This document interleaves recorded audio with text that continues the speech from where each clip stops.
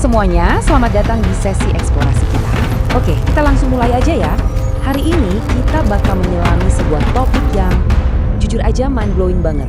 Kita akan membedah persimpangan antara fisika kuantum, filsafat, dan kosmologi spiritual buat memetakan hakikat dari realitas kita sendiri. Kalau kalian pernah mandek sejenak dan mikir, sebenarnya apa sih posisi kita di alam semesta ini? Nah, kalian ada di tempat yang pas banget.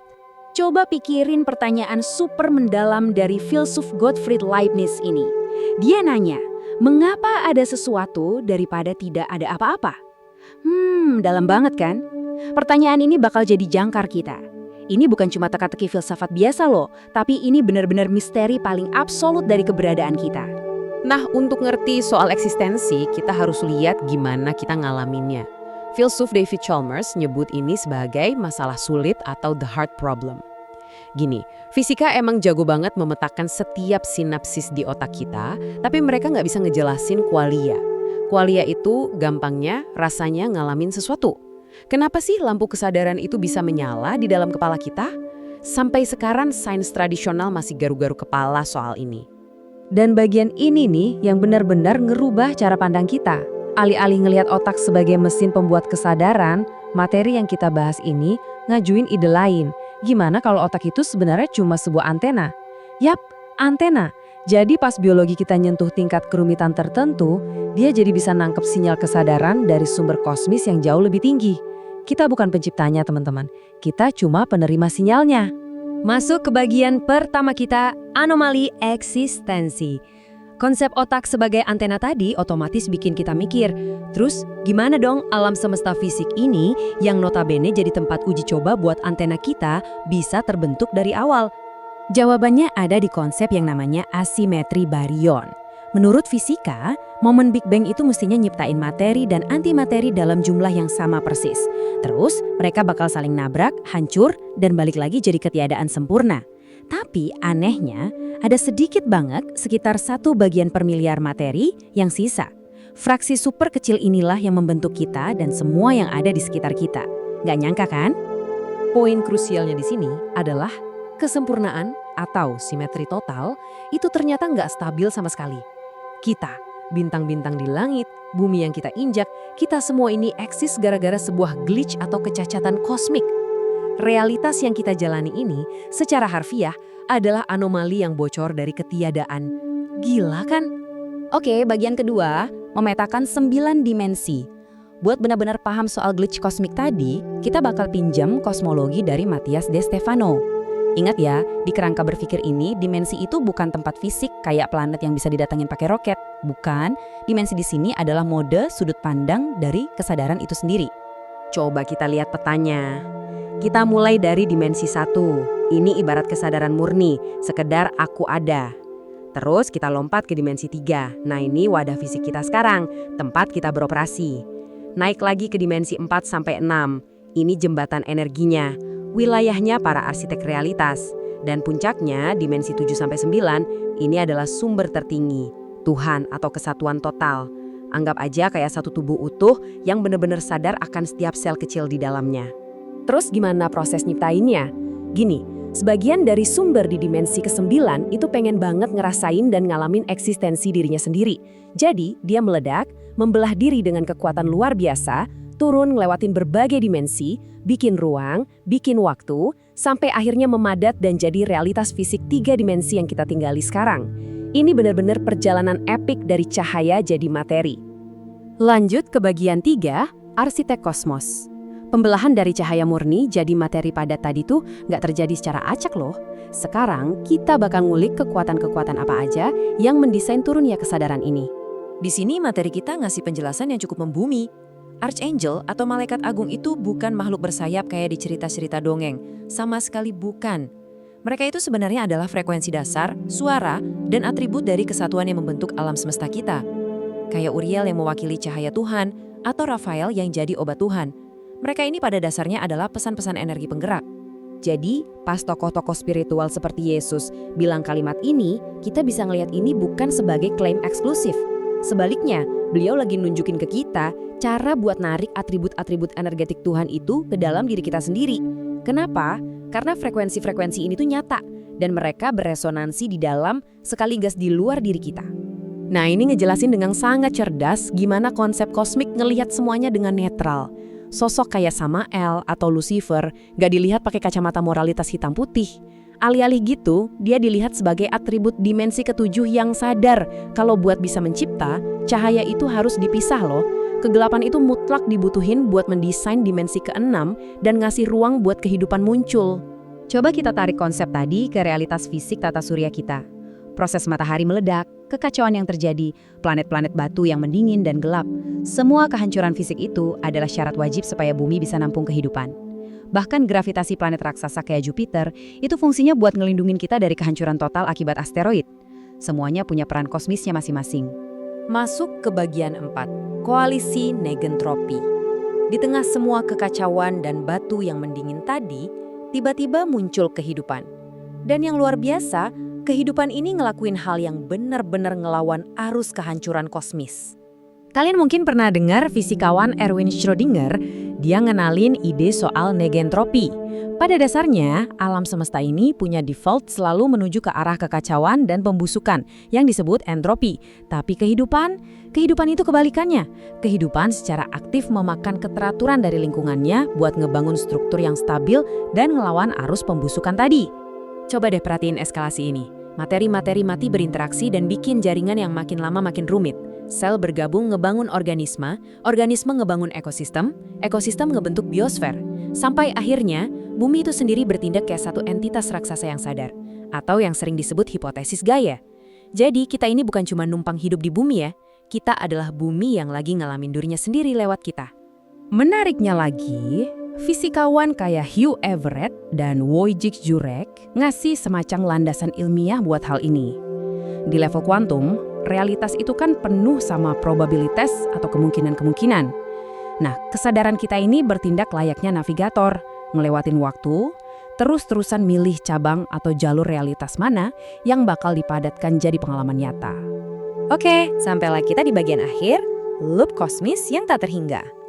Dari ngomongin anomali Big Bang sampai kesadaran yang milih realitas, pertanyaan besarnya adalah, ujung dari semua arsitektur kosmis ini tuh kemana sih?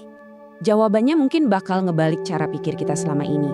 Kesadaran itu eksis bukan buat ngejar garis finish atau ngendaliin semesta. Sama sekali bukan. Eksistensi ada murni buat ngalamin proses eksistensi itu sendiri. Ibaratnya dengerin musik. Kita kan nggak muter lagu cuma buat nungguin nada terakhirnya doang kan? Kita dengerin buat nikmatin sepanjang alunan perjalanannya. Satu hal yang bikin merinding, ternyata banyak banget tradisi spiritual dan sains modern yang nunjuk ke titik akhir yang sama persis. Entah itu konsep nirvana di Buddhisme, moksha di Advaita Vedanta, fana di Sufisme, atau bahkan kematian panas di fisika kuantum. Pada akhirnya, semua proses ini bakal ngembaliin segalanya ke keseimbangan mutlak, ke simetri yang sempurna. Tapi tunggu dulu. Ingat konsep glitch atau kecacatan yang kita obrolin di awal? Yap, kesempurnaan itu nggak stabil. Jadi, begitu alam semesta udah mencapai simetri total ini, sebuah glitch baru terjadi. Dan realitas bocor keluar lagi. Ini tuh ibarat loop yang gak akan pernah kelar, karena buat benar-benar menyelesaikan eksistensi, itu adalah hal yang secara struktural mustahil. Buat nutup eksplorasi kita hari ini, coba renungin pertanyaan ini. Kalau eksistensi ini bukan perlombaan buat dimenangin, melainkan sebuah perjalanan buat dialami, frekuensi unik apa yang pengen kalian pancarkan hari ini? Ingat, pencarian makna hidup kalian itu nggak sia-sia loh. Kalian itu antena kontribusi penting buat alam semesta yang lagi belajar ngelihat dirinya sendiri.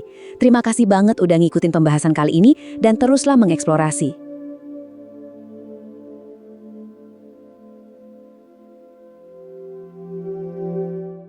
Coba deh kamu ngaca pagi ini. Lihat tubuhmu, lihat kopi yang lagi kamu minum, atau rasain udara yang kamu hirup. Secara matematis ya, semua itu tuh harusnya nggak pernah ada.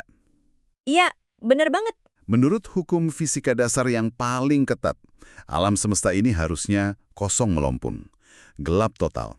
Benar-benar ketiadaan yang absolut. Tapi kan nyatanya kita ada, kamu ada. Nah, itu dia. Kamu bernapas, kamu dengerin suara ini, dan kamu punya kesadaran. Misi dari penelusuran mendalam kita kali ini adalah membedah pertanyaan raksasa itu. Mengapa ada sesuatu daripada tidak ada apa-apa? Dan apa sebenarnya peran kesadaran kita di alam semesta ini?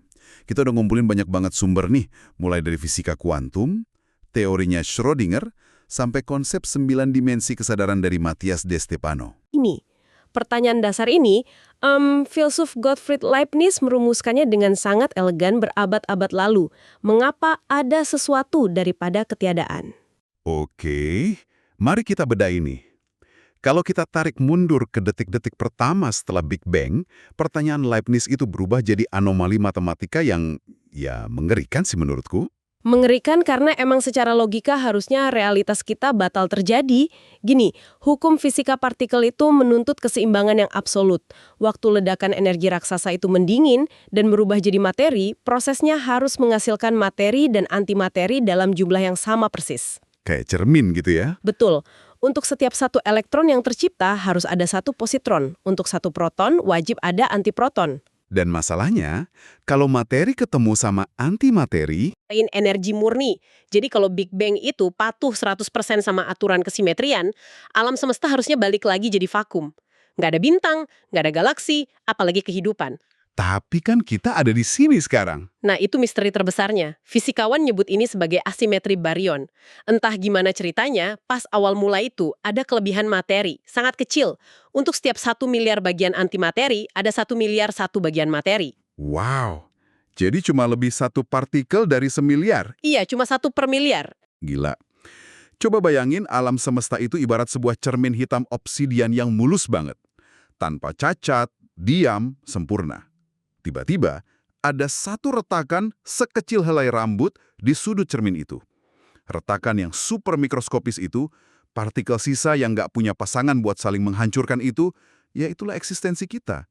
Bima Sakti, bumi, sejarah manusia, sampai memori masa kecilmu, semuanya bocor keluar dari kecacatan kosmik itu. Analogi cermin retak itu pas banget buat ngejelasin esensi kuantumnya. Alam semesta yang kosong dan simetris itu adalah kondisi awal atau default. Keberadaan kita ini sebenarnya adalah anomali, ketidaksempurnaan. Vakum yang paling sempurna sekalipun itu selalu mendidih dengan fluktuasi kuantum. Kesempurnaan itu sifatnya sangat nggak stabil. Ini ironis banget nggak sih kalau ditarik ke kehidupan kita sehari-hari?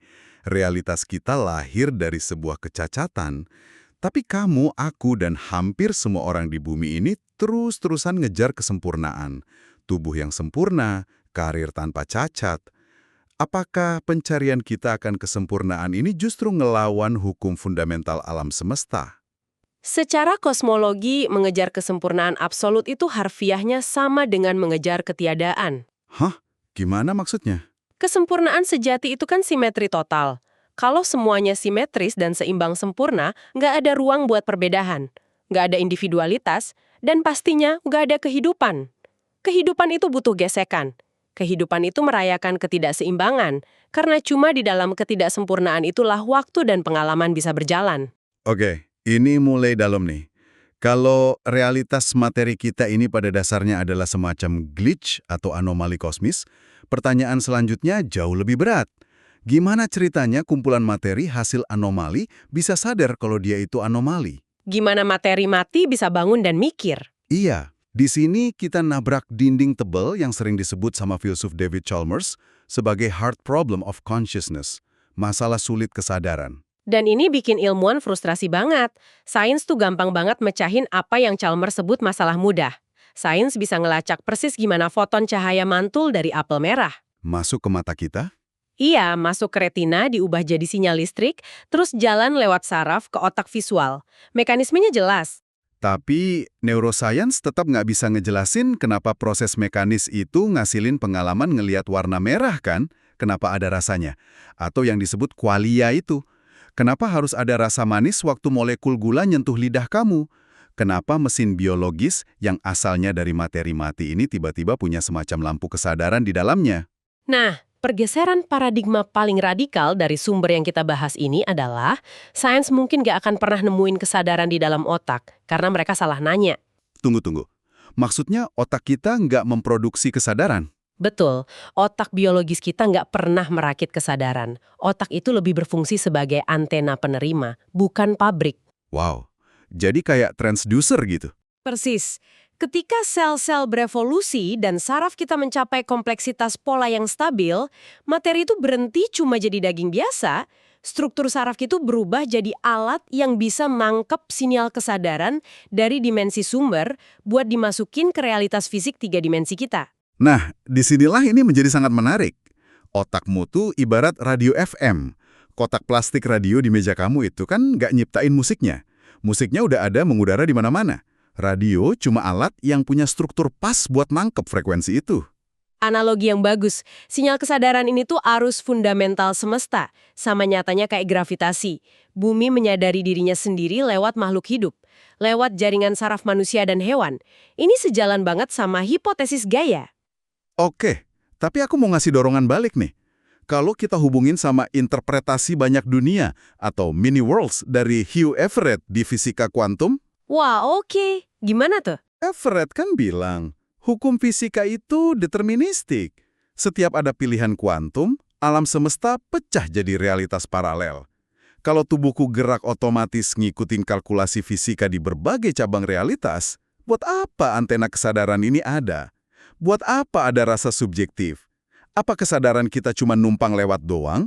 Macam penumpang pasif yang nggak berdaya di dalam robot biologis? Itu pushback yang solid. Tapi paradoks ini justru ngebuka sisi yang puitis banget dari alam semesta.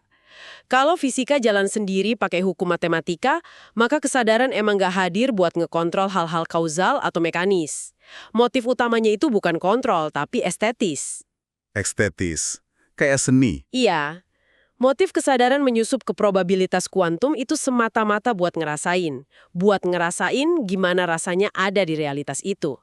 Sama persis kayak dengerin musik. Kalau kamu dengerin lagu favoritmu, tujuannya apa? Ya, buat dinikmatin. Apakah tujuannya buat cepet-cepet sampai ke nada terakhir? Oh, paham. Kalau tujuannya cuma nada terakhir, aku cukup baca lirik bagian akhirnya aja tanpa dengerin lagunya. Tujuannya ada di proses dengerinnya. Ngerasain melankolisnya atau deg-degannya pas temponya naik. Nah, begitulah kesadaran kosmis ngelihat kehidupanmu. Semesta lagi pakai kamu, pakai antena biologismu buat nyicipin tekstur realitas 3D ini. Kesedihanmu, patah hatimu, senengmu, itu bukan error mesin. Itu adalah data empiris yang lagi dicari alam semesta. Jadi alam semesta lagi pakai kita sebagai mata dan telinga buat ngerasain dirinya sendiri. Merinding sini. Terus, kalau antena otak kita nangkap frekuensi kosmis ini, frekuensinya datang dari mana?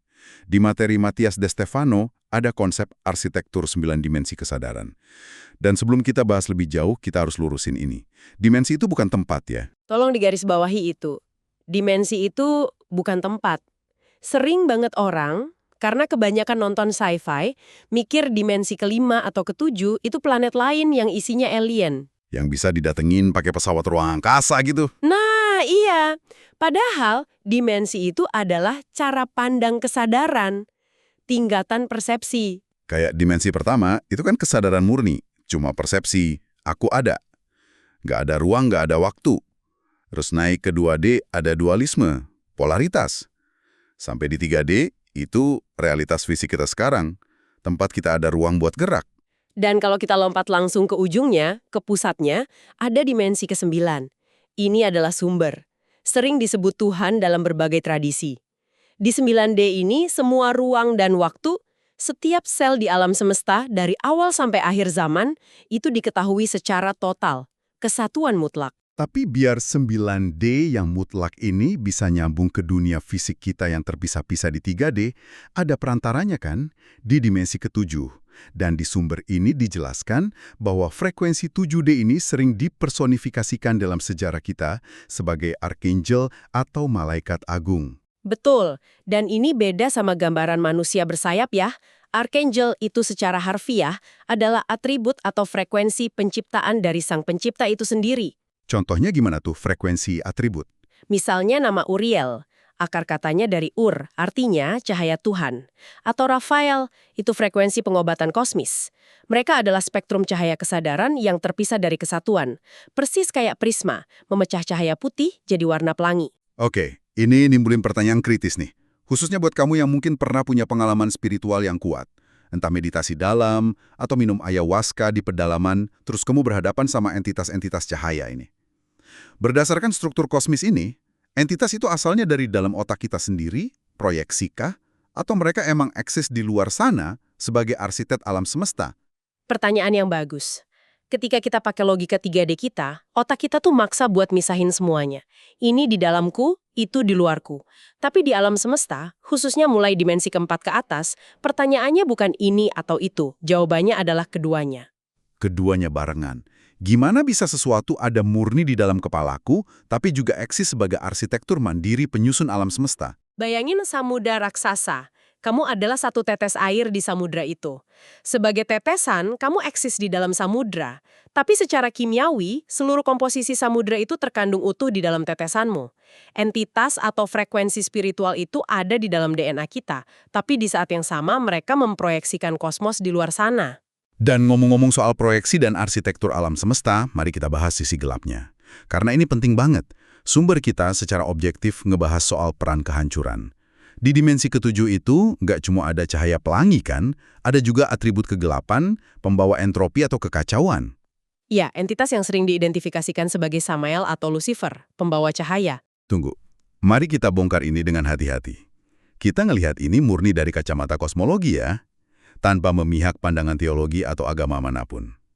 Di konsep ini, arsitek di dimensi ke-6 sadar bahwa buat nyiptain realitas baru, buat bikin 3D ini ada, kesatuan yang sempurna itu harus dirusak. Harus ada pemisahan. Bener. Kalau semuanya bersatu, terang benderang di 9D, nggak akan ada ruang, nggak ada waktu. Makanya butuh energi yang ngambil peran kekacauan atau kegelapan ini. Kayak analogi tata surya dari Di Stefano itu kan. Matahari itu energi murni. Tapi buat nyiptain bumi tempat kita hidup, matahari harus meledak. Dia harus ngorbanin sebagian materinya, dibuang ke ruang angkasa yang dingin dan gelap. Materi yang terbuang dari cahaya itu akhirnya mendingin jadi keras. Jadi batu gelap, dan batu gelap yang berhenti bersinar itu bumi. Betul. Dan coba lihat planet gas kayak Jupiter. Gravitasi Jupiter itu kan luar biasa masif, narikin asteroid-asteroid liar. Kalau Jupiter nggak ada, bumi udah hancur ditabrak asteroid dari dulu. Jadi kegelapan, kepadatan, kekacauan yang terlihat menakutkan itu sebenarnya adalah panggung perlindungan biar kehidupan biologi bisa eksis. Jadi, sosok yang dalam banyak tradisi digambarin sebagai antagonis utama, setan atau Lucifer, dalam arsitektur kosmis ini justru adalah energi yang, tanda kutip, mengorbankan dirinya turun ke jalur pemisahan, demi ngasih ruang supaya kita, kesadaran di 3D ini, bisa main dan belajar. Secara mekanika energi, iya. Ini kayak gerakan torus. Bentuk energi donat itu. Ada arus yang terjun bebas turun ke bawah, menuju materi untuk menciptakan struktur dan perpisahan, dan di saat yang sama ada arus yang bergerak naik membawa kesadaran nyari pencerahan kembali ke sumber. Keduanya saling butuh. Sangat.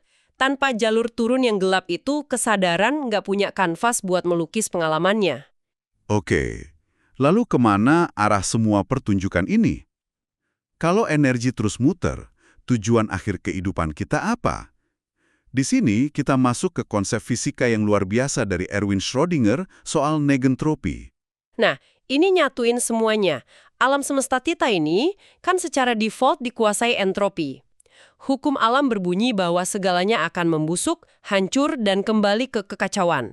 Bintang mati, besi karatan, sampai nanti alam semesta mencapai kematian panas. Simetri sepi di mana nggak ada lagi energi.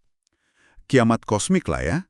Tapi, di tengah lautan entropi yang mau menghancurkan segalanya itu, muncul kehidupan biologis.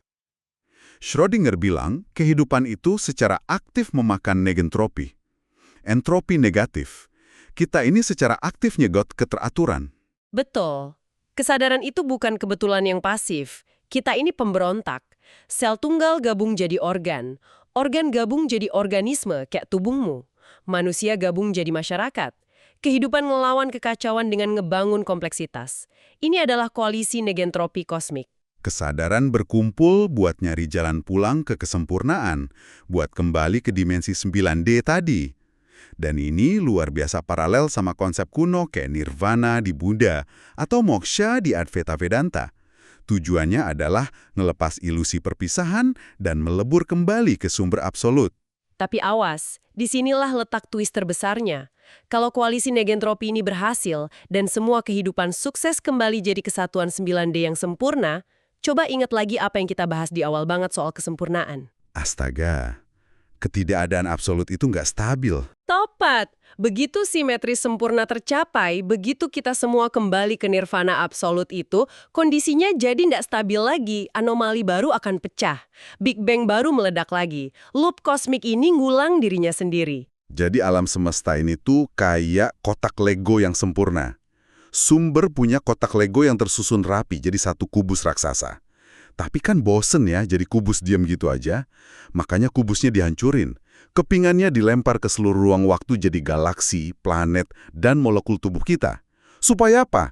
Supaya kita bisa ngerasain asiknya menyusun kepingan-kepingan itu kembali. Proses perjuangan menyusun itulah tujuannya. Tapi pertanyaannya sekarang, yang bikin pesimis, kalau pada akhirnya kita cuma balik ke ketiadaan dan di-reset lagi, apakah pencarian makna kamu hari ini sia-sia?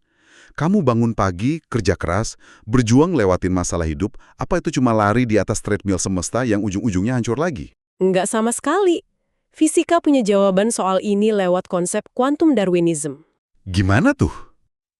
Dari semua cabang probabilitas yang tak terhingga, alam semesta akan menyeleksi dan mewujudkan realitas yang paling kaya akan informasi, yang paling harmonis dan banyak interaksinya.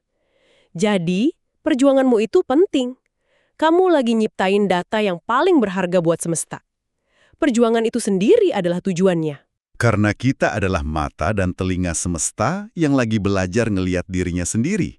Gila. Realitas ini dipilih karena ini jalur harmoni yang paling kaya makna ya. Persis. Kamu ngebantu memperkaya memori fundamental alam semesta. Mari kita rangkum perjalanan gila ini. Dari awal sampai akhir, benang merahnya jelas banget. Kamu yang lagi dengerin, kamu bukan produk kebetulan biologis yang terasing di batu angkasa yang melayang tanpa arah. Sama sekali bukan. Kamu adalah antena penting. Kamu adalah koalisi negentropik kosmik yang lagi berjuang mati-matian ngelawan kekacauan. Kamu adalah bagian dari alam semesta yang lagi mencicipi gimana rasanya melintasi dimensi. Kamu adalah cara sumber mengalami dirinya sendiri. Makanya, aku mau ninggalin kamu sama satu gagasan terakhir ini. Sesuatu yang bisa kamu bawa ke seharianmu. Mengingat otakmu adalah antena kosmis dan kesadaranmu hadir semata-mata buat mengalami, bukan cuma buat bertahan hidup bayar tagihan, coba pikirin ini baik-baik. Ini penting. Jika semesta lagi menggunakanmu saat ini juga buat ngerasain realitas 3D, pengalaman spesifik apa yang lagi kamu kasih ke alam semesta hari ini? Mungkin sesederhana mensyukuri hembusan angin sore tadi, atau meresapi lagu favoritmu pas lagi di jalan, atau nyeruput kopi sambil ngerasain pahit manisnya. Pengalaman unik apa yang sedang kamu berikan ke alam semesta yang sama sekali nggak bisa dia dapat dari sudut pandang manapun selain lewat dirimu? Karena di seluruh kosmos ini, nggak ada antena lain yang persis kayak kamu.